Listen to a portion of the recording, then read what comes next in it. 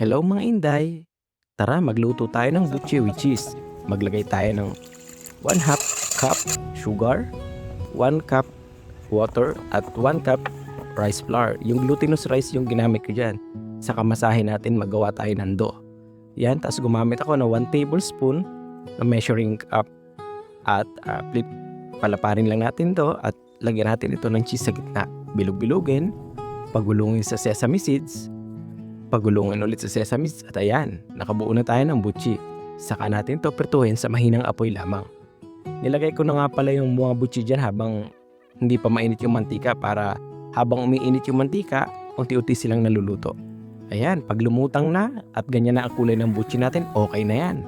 Meron tayong masarap na butchi with cheese fillings. Salamat sa panonood!